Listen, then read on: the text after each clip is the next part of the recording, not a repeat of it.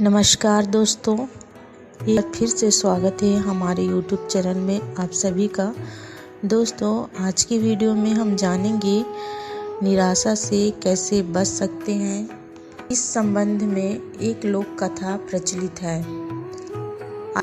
कथा में एक लड़का हिम्मत हार गया था और अपने जीवन से ही निराश हो गया था। वह आत्महत्या करना चाहता था, लेकिन तभी उसे एक संत मिले और संत ने उस लड़के की सोच बदल दी। आइए जानते हैं ये कहानी। एक लड़का घर परिवार और धन संबंधी समस्याओं से लड़ते लड़ते थक गया था। उसकी उम्र ज़्यादा नहीं थी, लेकिन वह रोज रोज के विवादों से तंग हो गया था। एक दिन हिम्मत हार कर वह आत्महत्या करने के लिए निकल पड़ा। चलते चलते एक जंगल में पहुंच गया। जंगल में काफ़ी दूर चलने के बाद भी उसका मन शांत नहीं हुआ। जंगल बहुत ही घना था, वहाँ जंगली जानवरों का भी खतरा था। तभी उसे एक छोटी सी झोपड़ी दिखाई दी। लड़के ने सोचा कि इस घने जंगल में झोपड़ी बनाकर कौन रह रहा है। अपनी जिज्ञासा शांत करने के लिए वह लड़का झोपड़ी की ओर बढ़ने लगा। झोपड़ी के पास पहुंचा तो उसे एक संत दिखाई दिए। संत ध्यान की मुद्रा में बैठे थे और उनके चेहरे पर शांति और प्रसन्नता दिखाई दे रही थी। लड़का संत के पास ही बैठ गया। संत ने लड़के को देखा तो उसका परिचय पूछा।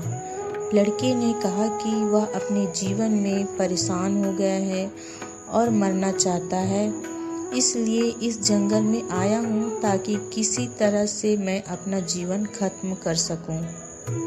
संत ने लड़की की बातें सुनी और समझ गए कि कम उम्र में मिले तनाव के कारण ये बहुत ज़्यादा निराश हो गया है। उन्होंने लड़के से कहा कि तुम्हें निराशा से बचना चाहिए। समस्या तो आती जाती रहेगी, समय एक सा नहीं रहता। संत ने लड़के को समझाने के लिए एक कथा सुनानी शुरू की। संत बोले, एक छोटे बच्चे ने एक दिन अपने घर में बांस का और एक कैक्टस का पौधा अपने घर के आंगन में लगाया। उसका बागवानी का नया नया शौक था। दोनों पौधों की एक समान देखभाल करने लगा। रोज सुबह शाम पानी देता, धूप छांव में पौधों को ध्यान रखता। काफ़ी समय बीतने के बाद कैक्टस का पौधा तो पनप गया, लेकिन बांस का पौधे में कोई बदलाव नहीं दिख रहा था। बच्चा सोचता था कि कैक्टस तो पनप रहा है, लेकिन ये बांस के पौधे को क्या हो गया है।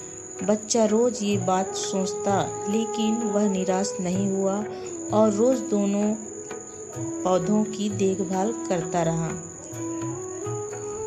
और समय निकल गया, लेकिन कैक्टस की तुलना में बांस का पौधा में संतोषजनक प्रगति नहीं दिख रही थी। बच्चा अपनी मेहनत में लगा रहा। कुछ समय के बाद एक दिन बांस का पौधा पनप गया और कुछ ही दिनों में बांस का पौधा कैक्टस से भी बड़ा हो गया।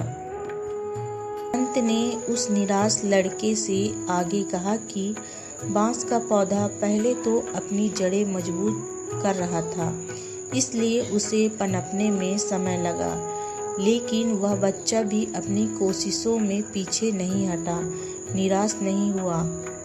हमें भी अपने जीवन में दो बातें ध्यान रखनी चाहिए। पहली बात तो ये है कि हालात कैसे भी हों, सकारात्मकता और धैर्य न छोड़ें।